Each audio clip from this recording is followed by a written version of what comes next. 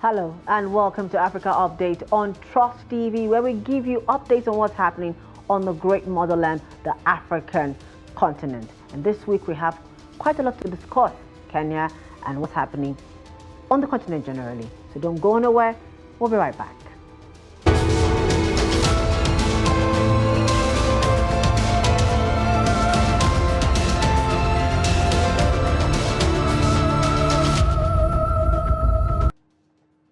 Welcome back. It's the Africa Update here on Trust TV, and I'm your host, Chiamaka Nwafor. Now, this week on the show, Kenya takes center stage with its economic crisis, and we'll also be looking at Pan-Africanism. Now, protesters were back on Nairobi streets Thursday, saying they didn't think the olive branch offered by Kenyan President William Ruto, putting on hold an unpopular tax bill, was genuine. And here's more from Africa News. Kenyan police on Thursday clashed with protesters in Nairobi before planned protests against a contentious finance bill, despite the president's decision not to sign it after the plans sparked deadly chaos in the capital and saw protesters storming and burning part of the parliament building. Police on Thursday hurled tear gas canisters at a group of protesters attempting to congregate within the central business district. We currently have a president who is not a president. This president, William Ruto, is following his orders, not the constitution. The constitution states very well that the government is the rule of the people, by the people and for the people. And now we want to change Kenya to be the rule of the youths. The military has been patrolling the city despite a Wednesday court order that suspended their deployment to support police during the protests. Protesters who said last week they would march to the State House on Thursday say they still don't trust President William Ruto, who has said the tax hikes would be withdrawn and budget cuts would be made. Major roads leading to key government buildings have been blocked. Now joining me from Kenya is Philip Pandey, a youth inclusion advisor. He's joining us from Mombasa, the coastal city of Kenya. Hello, Philip. Good evening. Good evening to you, Chiamaka. Right, indeed. At the coast of Kenya today, Mombasa, the third largest city, the second largest city in Kenya, if you may. Okay, so thank you for joining us. Now, I would like for you to give us an update on what's happening right there in Kenya. Well, Chiamaka, it's been 2 weeks, I would say, of total confusion and unprecedented times, events that have never been witnessed on this part of the earth. Sometimes we say you see your neighbors, you watch some events on TV and over the internet, you think they're just meant for certain jurisdictions, but not at all anymore. Last week in Nairobi, we saw young people invade parliament for the first time in our history, which was motivated by things that already open to the world, that have been, discussed world over by international media, and of course on the African continent, put into perspective denting economic times, joblessness, and the predisposal of the youth as people available to undertake such an initiative. This has been against the now popular Finance Bill 2024-25 that was proposed by the Kenyan government as an avenue of collecting taxes to finance the 2024-2025 budget or appropriations, if you like. All right, now, I introduced you as a youth inclusion advisor. Now, in that capacity, what can you say as, what's your take on how the youth are reacting to this whole thing, the protest and everything that's happened so far? Chiamaka, if you ask me, the first thing is I am on the side of the youth, and that's, for example, why I'm wearing black today, because the colors have been black. Okay. Youth inclusion advisor, I do agree that it is not such a good time to, for example, impose taxes on digital content, which is one avenue through which young Kenyans are generating income for those who are not employed. it is such a difficult time to impose taxes on baby diapers, for example. It's not such a good time to impose taxes that would affect access to sanitation materials, including sanitary towels for girls and women. It is not such a good time, Chiamaka, to introduce taxes that would add another 2.5% on the motor vehicle. All these are facilities and utilities that young people depend on to live their life normally. In Kenya, public transport is the common, like it is in many developing countries, and that is what the young people use to access their workplaces, to travel and crisscross the country on the economic and social issues. It is such a difficult time to add any more weight on people that are already overburdened, and people that are already suffering the highest ratio of dependency. So it is important that the government listens. And Chiamaka, in the last 2 days, we've seen the government toning down on the hard stance that motivated the protest initially. So in these circumstances, need for dialogue, but dialogue with a government that is most bent towards the people and towards the social good, not a government that is chest thumping and that is standing on the way to access justice on the part of the citizens. Okay, now thank God you took us to the issue of the government now. How has this economic crisis and the follow-up protests, how is it affecting the popularity and political stability of the current administration in Kenya? If you follow us online, Chiamaka, and Kenyans on Twitter are quite loud, known world over for now what we call digital protest. And there has been a conversation ongoing against the presidency, against the government of Kenya. Initially was Reject Finance Bill 2024. It has moved to Ruto must go, which means that His Excellency Dr. William Samoei Ruto, the serving president, is no longer needed by Kenyans, especially the young people, and we're calling it Gen Z revolution here, demanding for the the resignation of the president. There has been a hashtag Occupy State House, an attempt to go and occupy State House just like they did with Parliament. And in terms of popularity, over the last 4 days, and I think the conversation is still running on Twitter, there were over 200,000 Kenyans that joined the conversation online, talking about Ruto has lost legitimacy. And perhaps many factors are pointing towards that allusion. One is that for the first time in the history of this country, young people invaded parliament. For the first time in the history of Kenya, the president has deployed the military in the streets of Nairobi, in the streets of Nakuru, to defend him against irate and angry young people that are protesting against his government.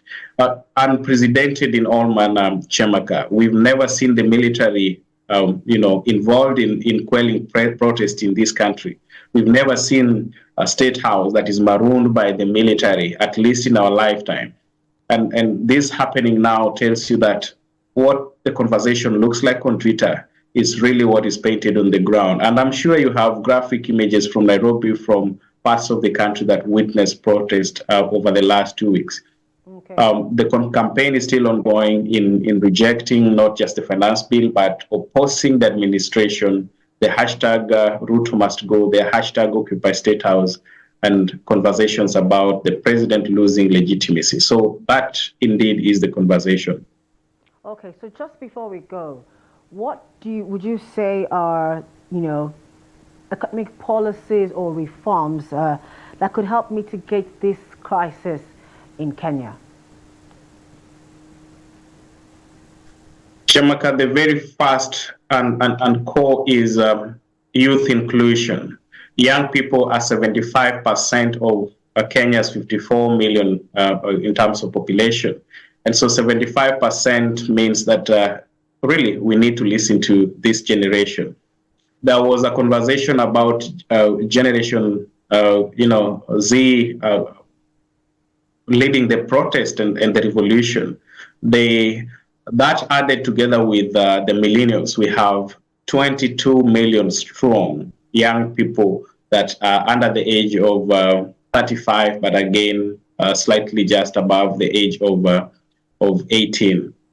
What it means today is that that majority population has a say, and that say has to be really reflected in how we govern the country.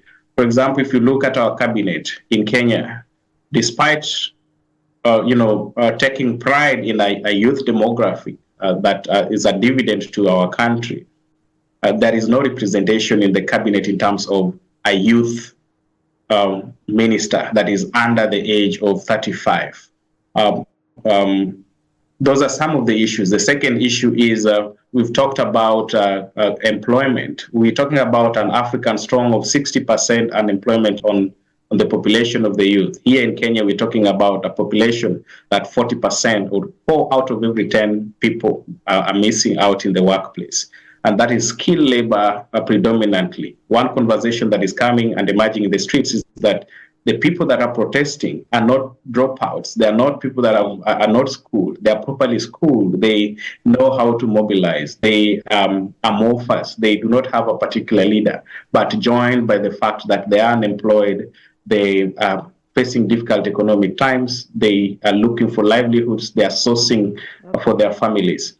The other thing that I would say is, other than employment and inclusion, is the rule of law.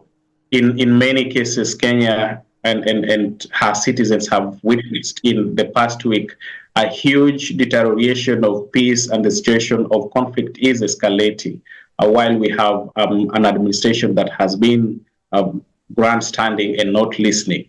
Yes, the president has proposed, I saw in his last press briefing, a multi-sectorial dialogue. But dialogue on what issues? Is the government going to cut down on expenditure, which the young people are talking about? Okay. The State House budget, for example, has tripled over the last 3 years, moving from what the previous administration left it at as slightly just 7.5 billion to over 30 billion in less than 2 years. Okay. Why are we tripling State House budget, for example? Why the extravagance in the office of the president and the presidency in totality? Why are we seeing cut down in spending in the youth space? For example, in the Ministry of Youth Affairs, we do not have a substantial funding that the youth require. Reforms, for example, for the National Youth Council. The National Youth Council today do not have a substantive CEO, and that has been the case for the last 2 years or so. Okay. And those are the institutions through which young people can, work through their way to the top. Those are the institutions that should take care of the young people. It is the least funded government agency, for example. Right. Why do we have a National Youth Council that is the least government funded agency? That's the question that the administration must answer. I know that this is a very passionate subject and topic for you, but time won't permit us to really delve into it. And it's been a pleasure having you on Africa Update today, giving us an update on what's happening in Kenya. Thank you so much, Philip Pandey, for joining us on Africa Update today. It's always a pleasure, Chiamaka. Thank you very much and have a good evening. And when we come back from the break, we'll be looking into Pan-Africanism, its role and journey so far. Just stay with us. We'll be right back.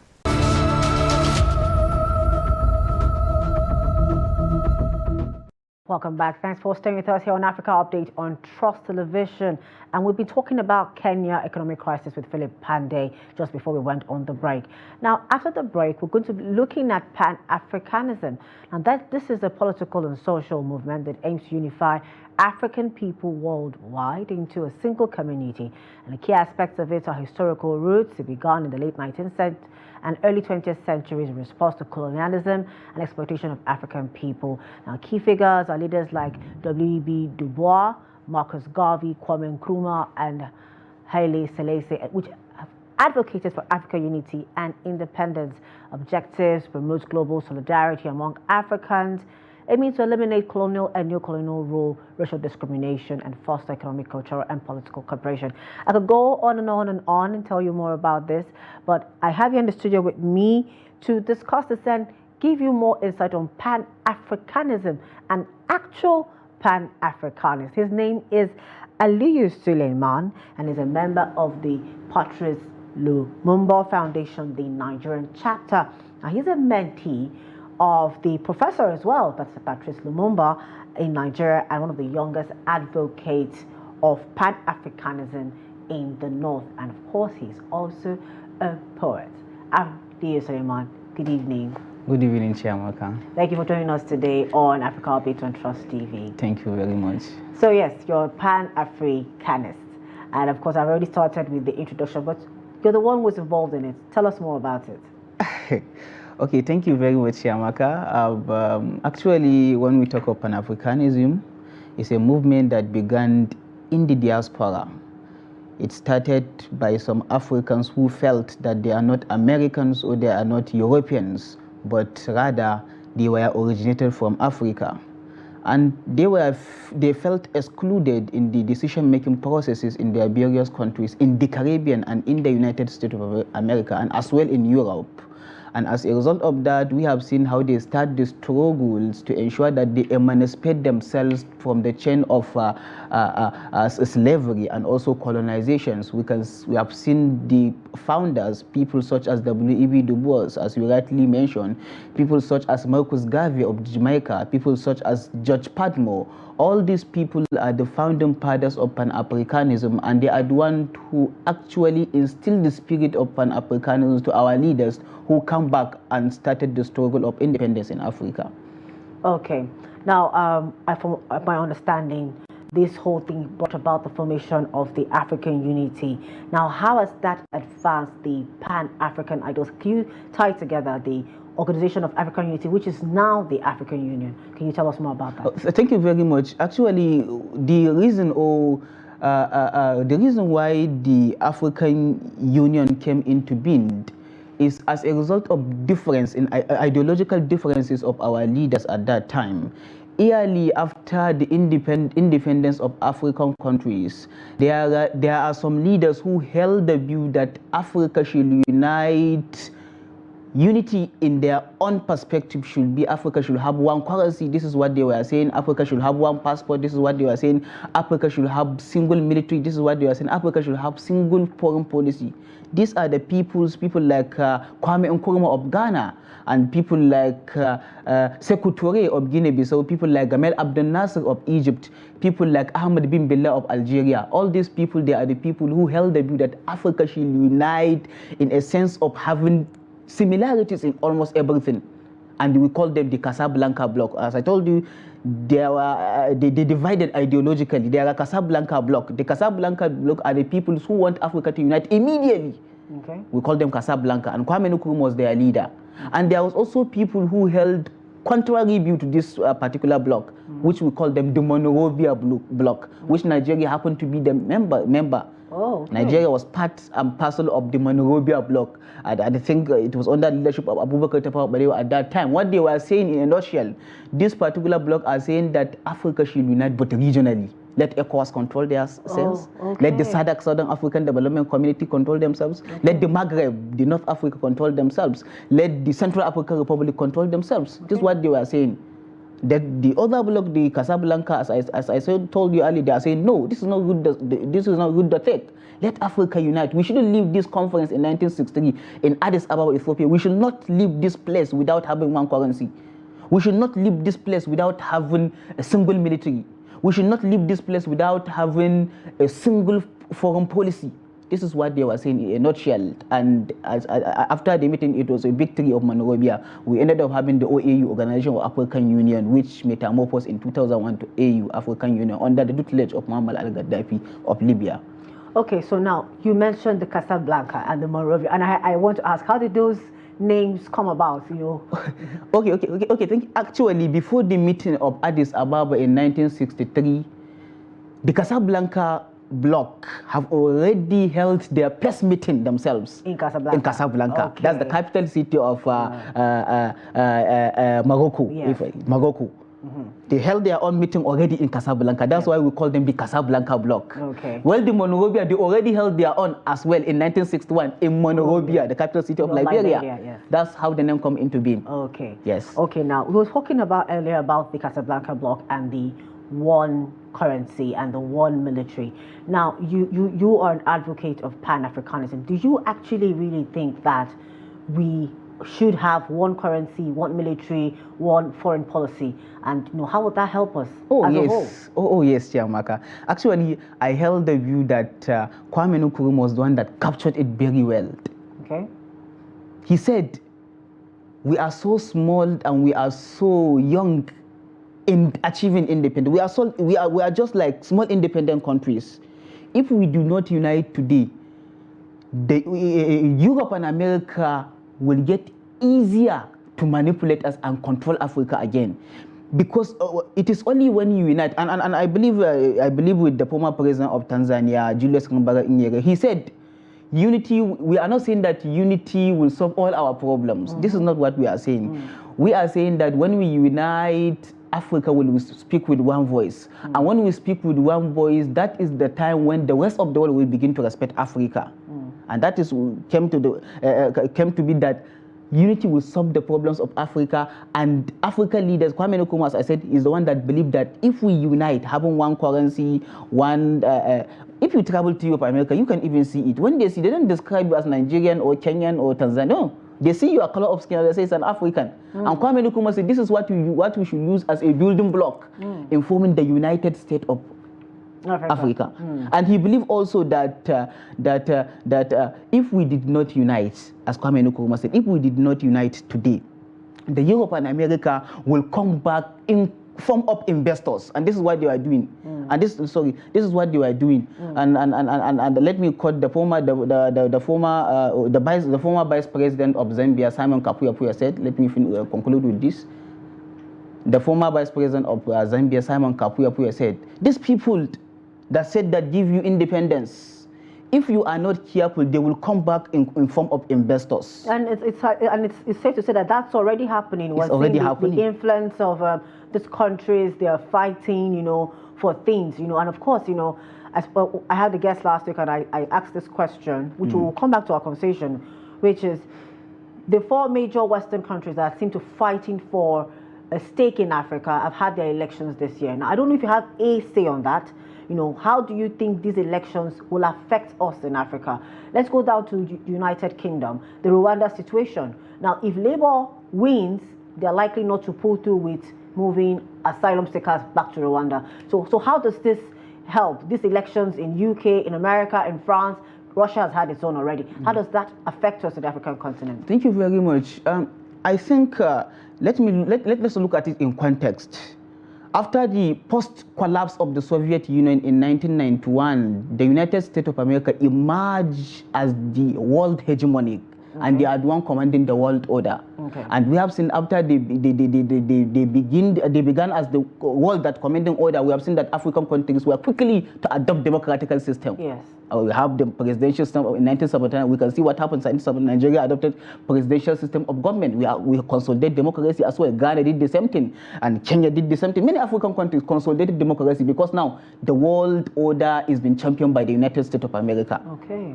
But in reality now, what is happening, whether we like it or not, the Europe and America were in the downward world. They are coming down now. The world is now becoming more multinational now. The world is now becoming more multinational.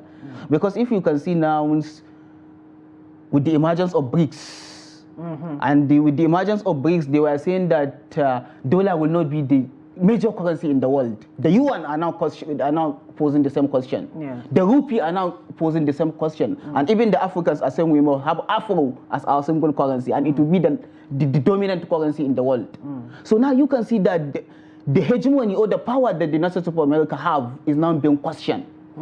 It's now being questioned. Now it's left for African leaders to behave. And do you remember the principle of non-aligned movement that was formed in 1956 by Kwame Nkrumah and Gamal Abdel Nasser and Jawahar Nehru? Non-aligned movement is saying that we are no longer, we will not be committed to either the West or the East. We are not just going forward. Committed to ourselves. To ourselves. Okay. And the people that form these non-aligned movements are developing countries, Africans and Asians. They are saying that we are no longer with the West, nor the East. We are just going forward. Okay. So I believe that if Africans were to move forward, they should not look at the West nor at the East. They should just look forward. And that is why I believe with Julius Kambaga Nyeri. He never believed with these two things, capitalism or socialism. He said, no, let us look Ujamaa. Ujamaa is a Swahili, means familyhood. It's a kind of economic system that was adopted in Tanzania. Okay. So I believe if African leaders want to actually get it right, we must not look at the West nor at the East. We should just look forward, look within the circumstances of African environment and provide solution to our own people. Okay. Now, our last question to you, because you're a poet, I'm going to ask you, how has Pan-Africanism, the role has it played in contemporary African arts and literature? Thank you, Chiamaka. Actually, I'm a runaway poet. I'm no longer into poetry. I started as a poet. Okay. But I think poets has really made a great impact, even in emancipation, in emancipation of African countries. Okay. You remember that so many of our leaders that fought for the independence. Look at the first independence leader of Senegal. I forget his name, but when I remember his name, I will say it. He was a poet. Okay. He fought the colonial powers through writing and poetry. Okay. And look at Mariam Makebe. Mariam Makebe is a South African. She's a South African, and she also she wrote poem, and actually through that work she has been doing it also helps in emancipating our people. Okay. So I believe those who are into poetry across the continent of Africa is something very good that we should continue doing to promote African culture, African history, and then to also promote enhance African image in the rest of the world. Okay. All right. Thank you so much, Aliyu Suleiman. It's been quite a very interesting, insightful, and educating time with you on Africa. I'll be discussing Pan-Africanism. It's been a very, very, very interesting show today. We discussed Kenya earlier with Philip Pandey from Mombasa in Kenya, and now we had Aliyu Suleiman talk to us about Pan-Africanism. Time won't allow us to, talk more and delve more into the conversation, but hopefully we'll have them again to discuss more on these issues. Don't forget to follow us on all our social media platforms and on our YouTube live stream for more news, programs, and documentaries. I am Chiamaka Nwafor. Same time, same place next week. See you.